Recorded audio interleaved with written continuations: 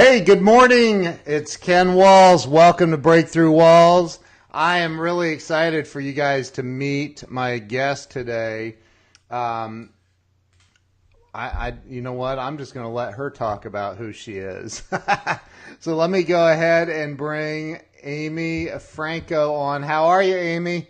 Hello, hello. I'm great. How are you doing? I'm fantastic. It's a nice, cool day here in Central Ohio. Absolutely. We have, and nobody knows this yet, except for maybe a couple of people. But you're from Central Ohio, also. Yes, coming to you from Columbus. Nice, nice. So, Amy, I told you that I created this show to help people have a breakthrough, to help people get unstuck in life.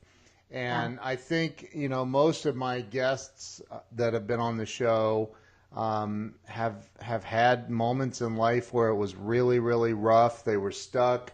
They've been through abuse. They've been through crap. They've been through everything and pushed through, got unstuck in a variety of ways. And I would like to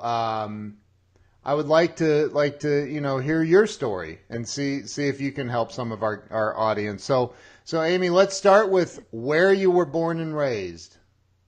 I was born and raised in Cleveland, and my family still lives there. And one thing that a lot of people are a little surprised about is that I have four younger sisters. I'm the oldest of five daughters. Wow. Yep. Okay, so you're the responsible one. Yes, every book about birth order, I probably follow it to a T, Yeah, including responsibility. I have an older sister. I know she's the nurse practitioner. She's the responsible one. So so you were born in Cleveland too, Yep, and born and raised raised up in there. Cleveland. Okay. So I'm sorry, I'm a Steelers fan. So Well, you there's know what? that. My husband is kind of a Steelers fan too, and we have found a way to move on from that. So I think you and I can still be friends. My I'm all right with that. my wife was born in Cleveland, so I yeah. But I knew so I liked your wife. I can't wait to meet her in person. yeah, that's awesome. So you were born and raised in Cleveland, and like that's where you went to school and high school and all that was up there. Did you end up Yep, going to college? I did. Yeah. So I went to the University of Dayton. Go Flyers. So UD. I've not left Ohio. So grew up in Wow. Cleveland, went to school in Dayton, and now I've lived in Columbus for 21 years. Wow. My Yeah, very first concert was at UD Arena. I it saw was. I saw Rush in concert in 1984. All right. So my very first concert was 1989, Richfield Coliseum, Bon Jovi. Oh yeah, Bon Jovi. I saw I was Bon Jovi. 14. Yeah, I have a crazy. I had backstage passes to Bon Jovi, and I got too drunk. They kicked me out. I was like, I'm gonna meet John Bon Jovi. Yeah, and it didn't They're happen. like, no, you're not. They literally yanked my all access badge and said, get out of here. But that was a long time ago. But so you went to the University of Dayton, Yep, and did you graduate? I did. Of Yeah, course you did. You're the first child. Of course, of Miss course I did. Responsible. Okay, Please, so I would be letting everyone down if I didn't graduate, man. right, right. I get it. So what was your degree in? So my degree was in when I first started, and maybe this is one of those kind of lessons around getting unstuck. I think part of that idea of feeling that sense of responsibility is that sometimes we take on things like a major in college or something like that that we feel like would look good on paper, or we feel like maybe other people expect that of us, like whether that's parents or friends or whatever that is. So when I first started at UD, my major was in economics. Uh, Wow. don't ask me how I picked that. I think it just sounded great. Um, And I remember I had an awesome professor, my very first economics class. I had an awesome professor and I absolutely loved 101. But then once I started getting into some of the deeper subjects, I realized, you know what, this probably isn't for me. And after my first semester, I switched to English and communications. So that's the path that I pursued after, excuse me, just feeling a little bit stuck, I guess, Yeah. in the major that I had picked. It interested me, and I have lots of broad interests, but I had to eventually land on the thing that I knew I was going to love to do, and that I would get all the way through. Would you do me a favor and turn your volume on your speakers down a little bit? I keep hearing myself getting feedback. So, so, um, so, so you went through the, okay, so you're in college at UD. You graduate. You have your degree. Your degree was in English Yep, English and communications. communications. Okay, so you graduate. Did you stay in Dayton? No, no. So when I graduated from Dayton, by the time I got to my senior year, I was tired of being broke. I had tons of student loans, and I'm like, I need to go get a job. Right. So um, I found my very first job on Monster. I was just scrolling through monster.com. I found I had done a couple of internships in college that were in tech companies. They were in, like just doing all kinds of things. But one of the things I really loved was, the sales piece of it. So doing some sales support and things like that. So I'm Yeah. like, well, maybe I'll go get a sales job. So I searched on Monster and found my very first job in inside sales. And that is what landed me in Columbus. So when I graduated from UD, I moved to Columbus, got my very first job in inside sales, and I worked for Micro Center, the corporate division of Micro Center. Nice. Yep. So you're working at in Micro Center for those on the West Coast or in areas. I mean, Micro Center is a big company, but I don't think they're in every state, are they? No, I don't think so. They have a lot of retail presence, but I don't think they're in every state. Okay. Micro Center is a huge, huge, huge computer and computer store. I Yeah. mean, right?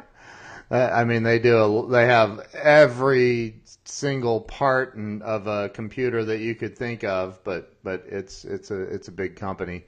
So how'd you do with that? I loved it.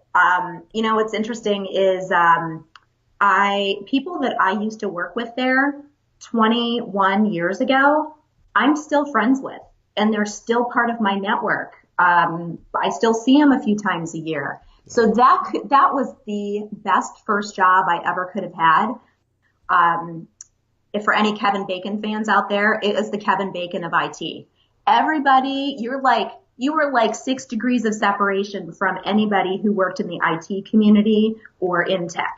Well, So it was an awesome first job. Kevin Bacon might actually see this. He's a good friend of Hey, mine. awesome. Well, good. He's a state senator here in Ohio. It's not the Oh, same. that Kevin That Bacon, Kevin. yeah.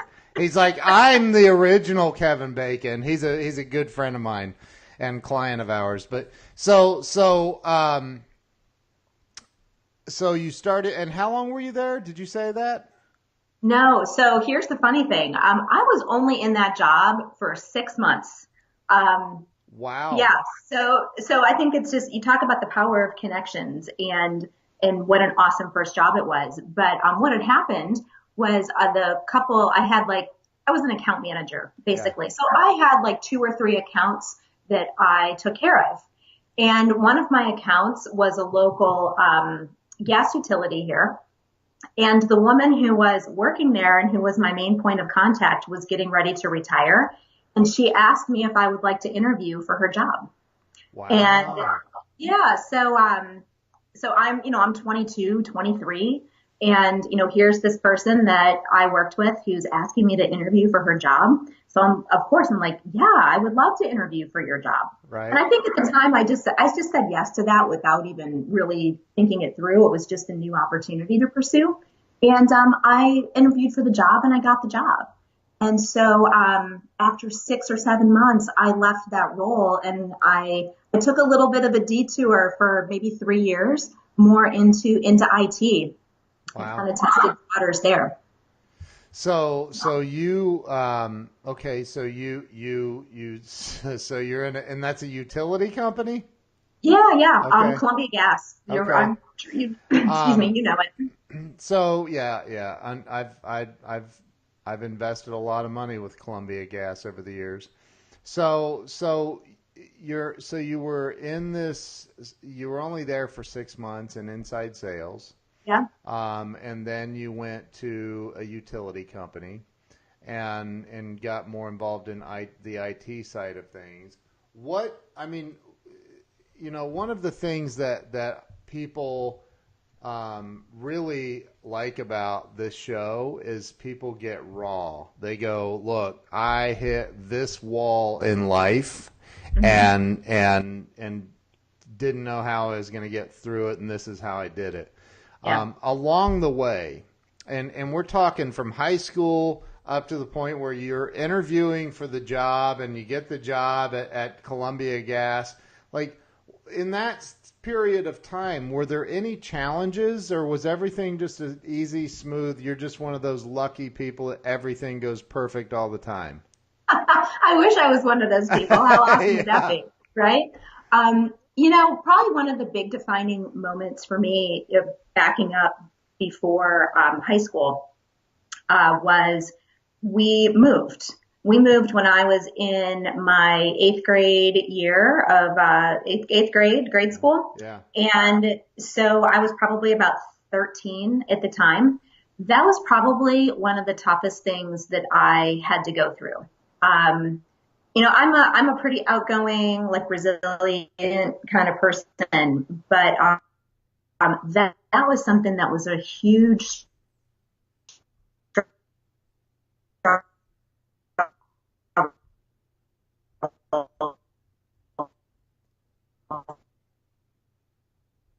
Uh-oh. Are you there? for me. And if Okay. any, yeah, are you there? Yeah, we have a hiccup in the internet here. We have a little hiccup. Okay, Okay. I think you're coming back. Okay, Am I back? you're All right. back. Where'd you You're lose me back. at? You're back. So you were talking about a defining moment, Hmm. and you froze up. It got real choppy. How perfect. Yeah. No, you know what? That defining moment for me, kind of just backing up before high school, was a huge move when I was in eighth grade. I was 13 or 14 years old. My parents moved, and it wasn't very far. It was just a couple towns over. But that right there was a huge pivotal moment for me, and I really, really struggled. Even for someone, I'm pretty outgoing, played a lot of sports, did well in school. That really threw me for a loop. I was a fish out of water. I was different from the other kids. I was lonely. That was probably the longest. It was in the middle of the year too. So that was probably the longest, like 5 or 6 months of my life. Uh, Wow. it was tough. Yeah. I remember I probably came home from school most days really upset.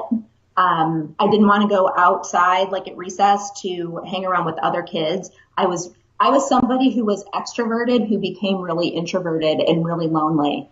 Yeah. And that was a tough time for me. Yeah. But so how'd you deal with it? I don't know if I dealt with it that well Right. at 13 or 14. I I just, how I dealt with it was I kind of went into myself and became really introverted.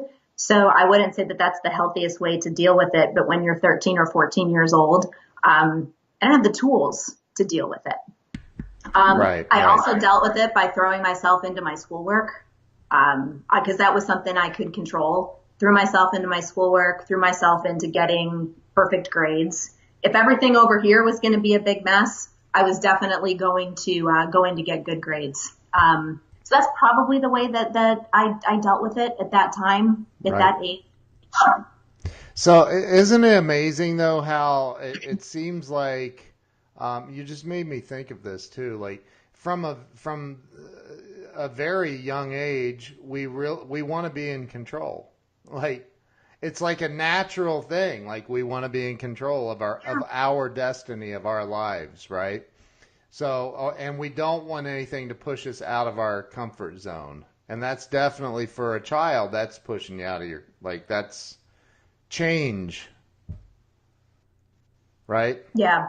And that for me was a huge change because everything had really been kind of the same, Yeah, uh, up until that point. And even looking back on it, it's been 30 years actually this yeah, year, 30 years this year that happened. And it's still a real like kind of pivotal moment in my life that I think back on, yeah, in something that I guess with the benefit of time, it's not as raw and painful as it was at that point in time, but definitely still something that I take lessons away from. right. I'm on the board of the Girl Scouts here, Girl Scouts of Ohio's Heartland. Oh, And nice. yeah, I absolutely love it. And I think about those, I get an opportunity to interact with girls of all ages, like kindergarten all the way on up through high school. Yeah, And I think that type of experience gives me more, I guess it just gives me more empathy. I, I try to be more understanding of where these girls are that I get an opportunity to work with. So right. all those lessons and things that really seem so crappy and tough at the time, there's something that comes out of it. Yeah, absolutely. Absolutely, 100% of the time. So like, and can you hear me okay? Because we're having some internet issues. You probably don't see it, but I do. But I can hear you okay. There's a little bit of intermittent, but it's okay. okay, okay. So here you are now. You were at Columbia Gas, and you said Hmm. for a few years, right? Yeah, 3 years. Okay. And where'd you go next after that? So where I went next after that, after about 3 years of working in a lab and doing IT stuff, so glad that I did it, but I realized that this was not going to be the path for me. I've taken a lot of like winding paths in my career, and I'm sure that people watching and listening can relate to that. I realized, this wasn't something that I wanted to pursue like for my entire career. And so, I made two jumps. One was I made a very short term jump to a consulting firm to do IT consulting. And that lasted less than a year. I hated it. I hated it. Wow. Just wasn't my thing to, it was basically repeating what I was doing in my current job, just doing it on site at somebody else's Yeah. company. And so I realized really quickly that that wasn't my thing, and I needed to make one more move. And I had a friend who worked at IBM and helped me. There was an open opportunity at IBM, and he put my name in, threw my name in the hat for that job, and that's when I made the jump to IBM from this consulting gig, and that was really life changing for me. My really really good friend and now client Sherry Matthews is on here, and she did some big stuff with IBM and NASA, but I know she was at IBM for quite some time. But so you went to IBM, and what was the position at IBM? So here's where, you kind of talk about this idea of breaking through walls. Yeah, Sometimes the walls are big and sometimes the walls are small. And at this point in time, this job was actually going to be a step back from what I was doing. So I was making a really nice living as a consultant, but I just wasn't happy doing what I was doing. And so this job was going to be a marketing support job, a sales support job, but it was going to be a step back. It was going to be a step back in salary for me. And I knew that going into it. And I made a conscious choice to go this path, excuse me, because I really wanted to work at IBM and I could see the opportunity there. and I was willing to I decided, I'm willing to take this short-term change, pay cut, whatever it is, to have a longer term opportunity and go after something different. Right. So the first job there was basically a sales support role. Nice. So, Yeah. and Sherry just commented, she said, I still bleed blue. I do too. I don't know what that means. Yeah. So, I have no idea. I don't think anybody knows what that means. Is that like some internal thing? Sherry and I know. Oh, jeez. You have a secret handshake too? We do, yeah. We have she said IBM Blue. So you were at, and how long were you at IBM? So I was at IBM for 5 years. And then I had worked, so I started out in the sales support role, and I worked my way up to getting my own sales territory. Wow. So that was a big thing for me. Hang on, we're having another internet hiccup here. Okay. Okay, I think you're back. Back. Yeah. Alrighty. So The you internet went is our from friend today. what's that? Technology. You love it when it works. Yeah, it happens. So you went into say that again. You went in sales support. Yeah, so I started in sales support and worked my way up to getting my own sales territory. So for me, that was like I had just like that was like the holy grail for me. That was my goal when I walked in the door. Wow. That was something that I wanted. So all in, that was 5 years, and then then it got thrown a little bit of a curveball. IBM sold its PC division to Lenovo in 2005. And then I spent 2 years at Lenovo. Okay. So kind of a combo deal there. Yeah. Wow. So how was that change? Was it tough? Yes and no. It was, a couple of things that I learned from that. It was tough. It was tough for a lot of people who had been there for a very long time. They had been there 15, 20, 25 years. I was still new to the company, so I think maybe it affected me a little bit less than somebody who had been there for a really long time. But it was still a change. Yeah. And what it was I had a lot of identity and ego wrapped up in the logo on my business card. And so to make that change to a company that was completely unknown here, that kind of mental shift was a lesson for me. Was there, because there was no presence of Lenovo in the US, my job wasn't affected. I basically got a new business card with a new logo, but I had the same job. Jeez. So from that standpoint, it's fair from a mental, emotional standpoint, and having to make that shift. It's like on April 30th, you are an employee of this company. On May 1st, you're an employee of this company. And it's like you're all of a sudden expected to operate over here when you've been operating over here for so long. Yeah. Well, and going from IBM, who's, IBM, to a company like, I still don't know who Lenovo is. I'm kidding. I've heard of them, but that brand recognition, right? Like that brand recognition gives you so much credibility. And so that had to have been a tough move. I mean, for a lot of people, especially in sales. Sure. What's that? I said, especially if you're in a sales capacity. Oh, totally. To have to, you talk about that credibility piece. I had to rebuild some relationships. Some relationships I lost, just because. Right.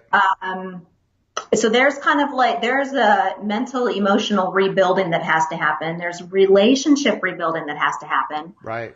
And, probably the biggest lesson for me, and there's no way I would have known this until I became an entrepreneur, that what happened right there prepared me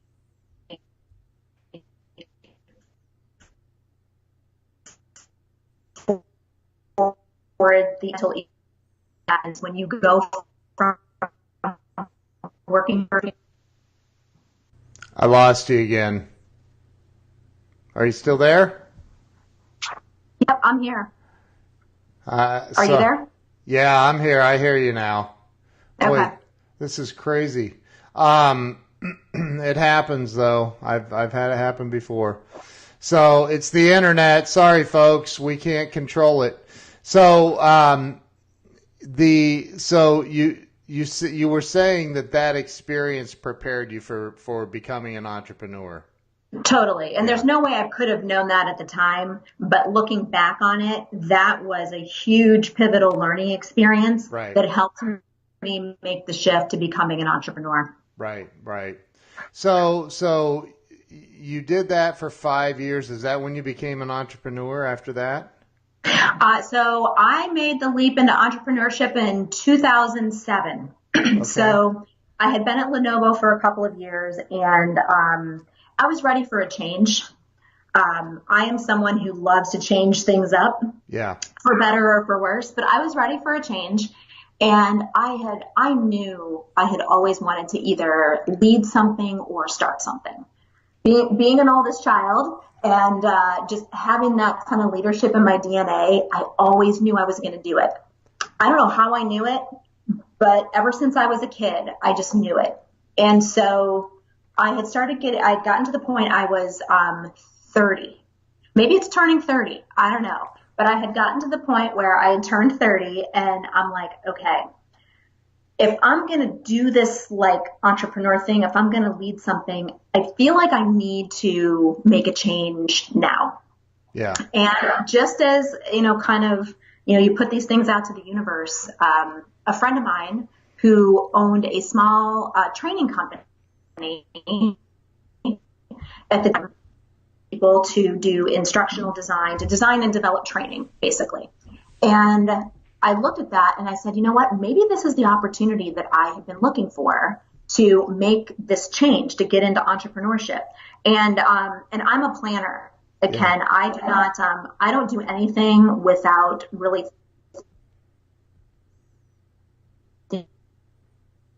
thinking it through.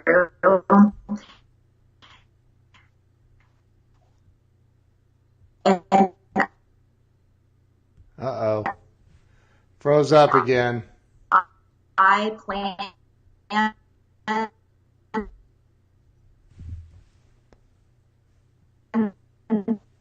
this thing. Am I losing you again? Yeah, you froze again. You froze up again. And I think you're back. I'm back? Yeah. All right. That's okay. So, you're a planner. That's the last thing I heard. Yep, I'm a planner. So for anybody listening out there that can really appreciate this, I knew I was making a really big life-changing decision. And so I socked away some commission checks. I was planning for, how long am I going to be without earning a paycheck kind of thing. So planning out all that before I was ready to make this change. And then I kind of got to a point where it was starting to feel like analysis paralysis. And I just remember thinking to myself very vividly that, okay, I'm 30, almost 30. I don't want to look back in 10 years and say shoulda, woulda, coulda, that I wish I would have taken the chance. And I do remember thinking, what is the worst thing that could happen? I hate it. It blows up. I fail at it.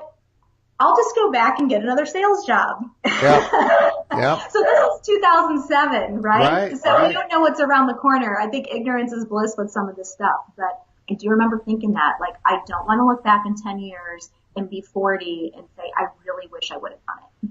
So that And was kind I of my, that was the that's push. that's it. And you know, you and I had a talk about social media and stuff the other day, and I, you know, I'm not a planner. I'm a ready, fire, aim. And you know, like, because I've planned out too many things in my life that didn't work out. so I got it. I gotcha. so it's like, you know, I'm not saying don't come up with a plan, don't have some methodology behind the madness, but you know, again, it does. It's like when you finally, how many people have stood at the edge of the pool, dipped their toe in the water, and went, just and eventually you either walk away from the pool, right, and go get in the hot tub, or you got to go all in. You got to get in the water. You got to go. And so like that, and you know that as soon as you do, it's like, oh man, what was I think? I should have just. Why didn't I do this a long time ago? Right? Or you're like, wait, I just jumped off the high board and I don't know how to swim. Right. But you either drown and die, which is going to happen anyway, inevitably, or you swim. You figure it Yep. out. Yep.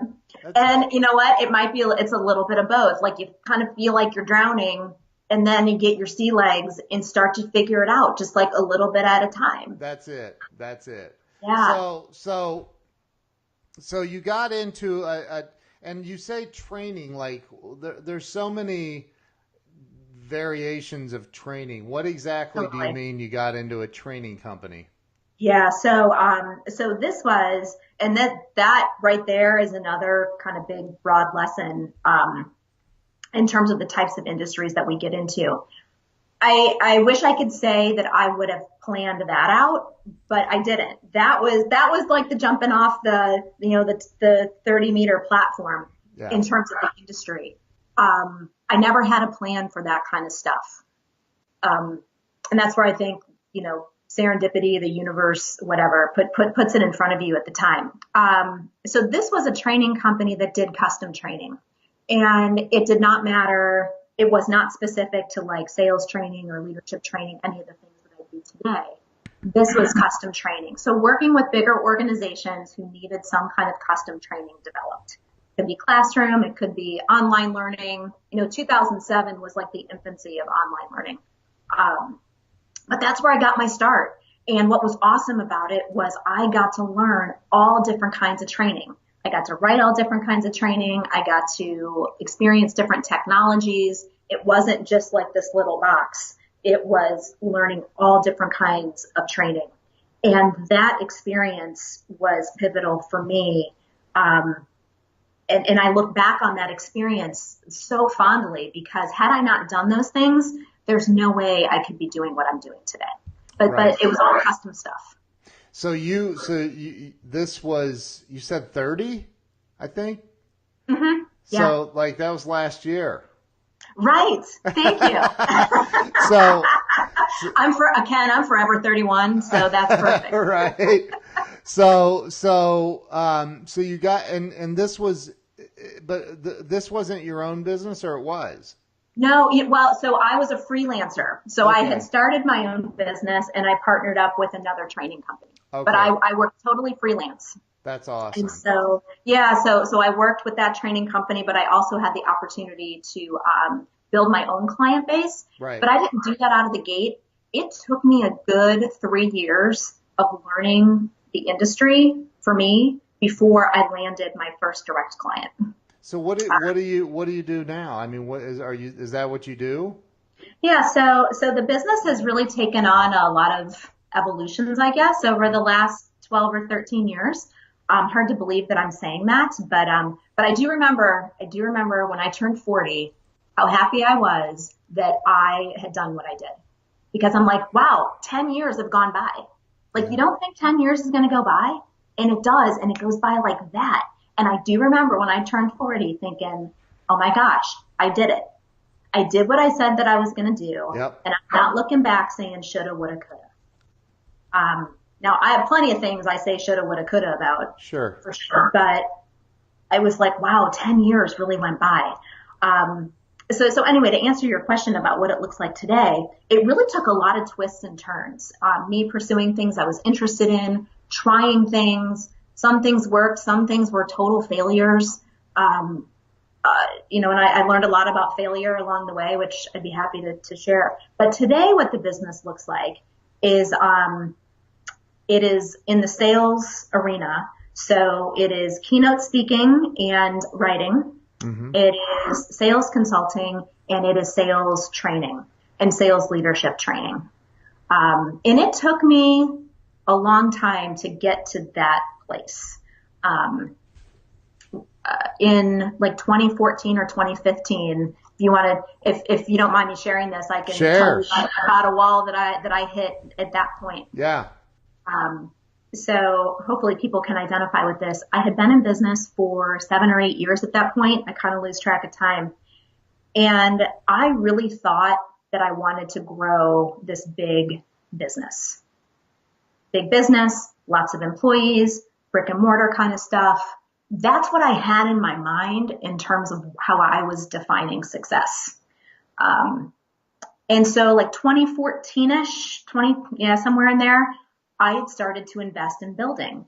I was hiring staff. I was making, a lot of financial investments into the business. And I thought I was doing the right thing. I thought I was doing all the right things.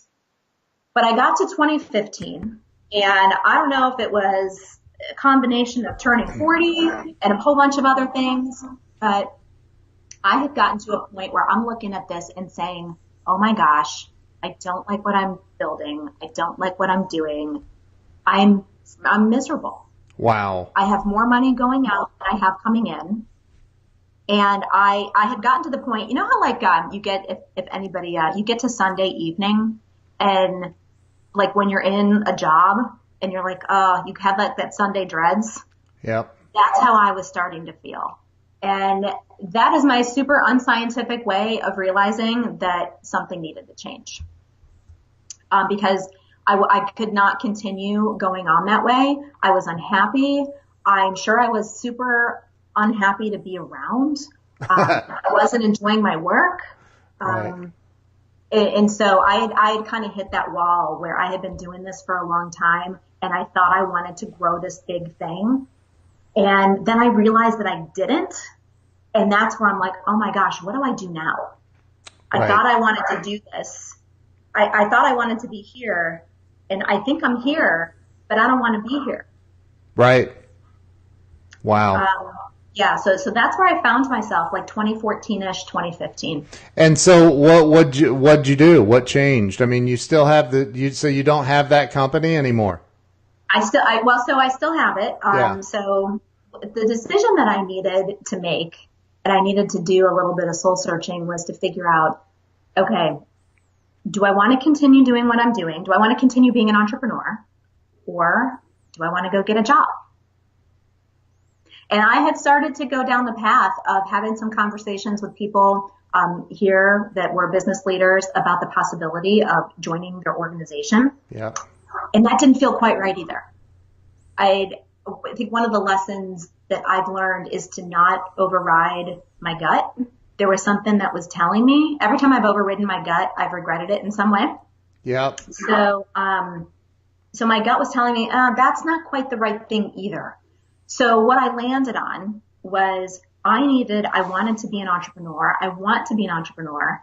I need to retool my business to fuel me and to kind of serve my passions, and still figure out how to make it financially successful too. So that's where, after some soul searching, I'm like, I have to retool this. And so that was what you see today was the result of that decision. And that decision I made like 3 years ago. Yeah. It has taken this amount of time to retool the business, to be something that I get up and I'm excited about doing. So I still have the business. Yeah. It just looks different. I actually still serve some of my really good clients that want custom training. I still serve those clients, and I have a great team of people that help take care of them. So I did not just walk away from that. And I think that's an important lesson. I didn't want to walk away from that entirely. Yeah. I retooled that a little bit too, so that it was a win-win for everybody while I could still, and including myself, and while I could still pursue some of these other passions. So now you're doing sales training. You're doing, and what does that entail? Like you go into car dealerships, or what's that? You go into to micro center. I mean, what's that? What's that look like? No, that's a good question. So what does it look like? Yeah. So where I spend a lot of my time, and this lesson I took from retooling the business, was looking at what are my skills and strengths and who could really benefit from it. So one of the realizations I had was that, I've been running a professional services firm for the last 10 years. Yeah. I have learned a lot about professional services. So why can let me take what I've learned about that and apply it in this different way, which in sales, which also combines the first 10 years of my career.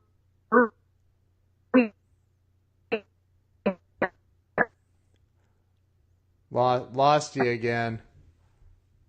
I lost you. Give it a minute. She'll come back.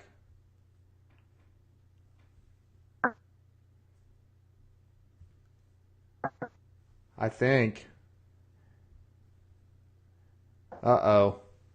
We may have actually completely lost her on that feed. That one.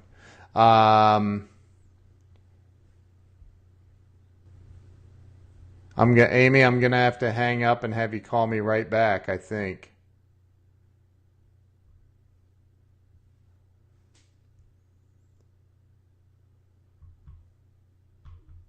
Whoops. Hang on just a second. Let me get her back on here. I think she dropped her internet. Hang on just a second, you guys. Okay. Are you back? Yeah. You need to go talk to your internet company. I've got, you know what? I am like full strength internet, man. Yeah. What's going on? Huh. That's crazy. So, internet gremlins are not liking us today. What's that? The internet gremlins, they are not loving us today. People are on here saying, tell jokes. They just wanted me to tell jokes. So, yeah. A man walks into a bar. No. So, I mean, we lost you quite a ways back. So, Okay. So the sales stuff. I think you asked me if I go into car dealerships. Right. Yeah. Is that where you lost me? Yeah. And you said that you'd turned. You realized it had become you'd been running a professional services firm for 10 years, and yeah. That's it. Yeah. So what I realized was I've been running a professional services firm for 10 years. So why not take everything I've learned along with all of my sales and leadership experience and put all that together? So the decision I made was to focus on professional services firms. And then I also, insurance is another vertical because I have quite a few clients already in that space. So taking the clients I already have and expanding that in just a different way. Gotcha. So it could be sales consulting. So looking at sales strategy. It's a very RFP heavy type of industry. Both of these are. So I do some RFP consulting. And then sales skills. So what are the looking at some of the next generation skills that we need to be building and creating programs that teach selling skills. Nice. Yeah. And do you have a book out? I do. My very first book coming out in September. I'm so excited. Nice. Mid-September. It's called The Modern Seller. So that is going to be hitting prints and of Amazon electronic here in probably about 3-4 weeks. That's awesome. That's awesome. Thank you. That's a lot of fun. Becoming a published author and a best-selling author is really incredible. So, and we're almost at the end of the hour already. How's that even real? This has been awesome. It's unbelievable. so you go out and you do consulting and sales plans and things of that nature for businesses. Yeah, so sales consulting, sales training, and then I also do a lot of keynote speaking, so sales kickoffs, leadership conferences, Nice. things like that. Is that on a uh-oh, you froze again. Is that like on Yeah. a corporate level? Uh-oh, she froze again.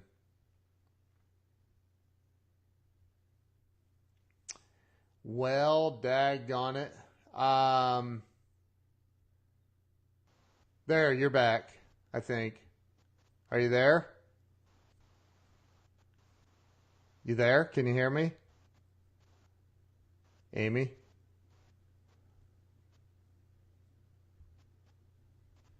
Can you hear me?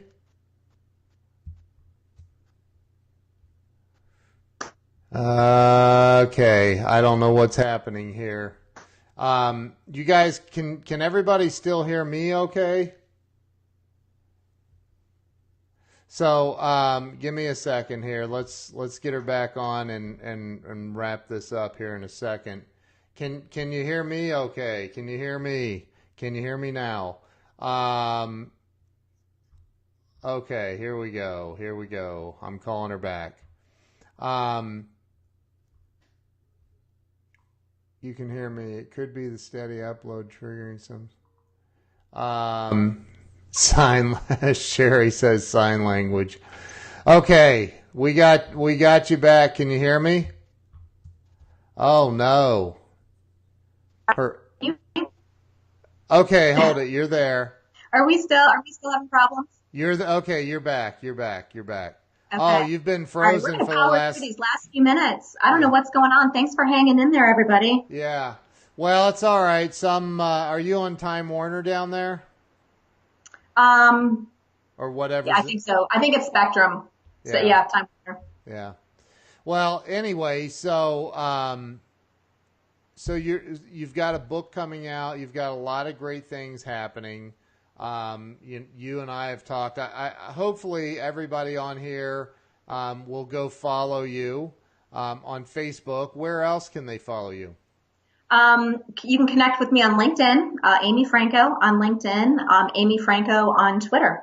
Okay, and you're getting more and more active on social media, aren't you? I spend a lot of time on LinkedIn and Twitter, and as we've talked about, Facebook is a little bit of a newer platform for me. Yeah. But definitely LinkedIn and Twitter, I spend a lot of time on today. Yeah. Good. Good. So what else? I always like to ask this question. If somebody right now is, stuck, maybe it's a Yeah. single mom that's just, can't pay her bills, can't, feed her children, can't she's just stuck. And I mean, what would you say to help somebody get through that can't figure it out, like helping them get unstuck? What would you say?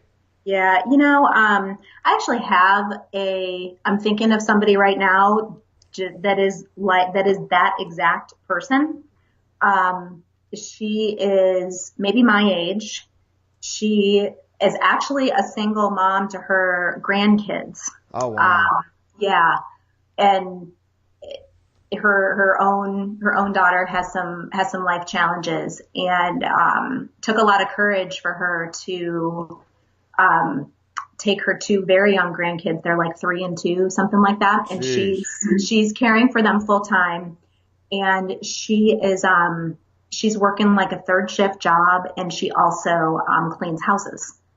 So she is somebody who you talk about kind of being that like one paycheck away Yeah. from, and anything's a crisis. Your car breaks down, you get a flat tire, that's a major crisis. Right. A paycheck doesn't come through, that's a major crisis. Some of us have been there with those struggles. Maybe some of us haven't been. We've had different struggles. Right. But for someone like that, um, So I have a relationship with a person like that. And the thing that I try to help her with is if there is something that she needs for her grandkids, I try to help her with that, or something that's going to help move her along the path. And with her, sometimes it's just a word of encouragement Right. that you have people in your corner that care, because that can be a really lonely place to be. So knowing that we have people in our corner that care, and when we do have the resources to help somebody out, that we're using our time, talent, treasure, ties to maybe help somebody else along to reach back that maybe doesn't have what we've been blessed with. Right. So even if we haven't experienced that situation ourselves, to still try to have empathy and understanding for somebody who is going through that. Right. Right. So that like that person or other people, I think from a,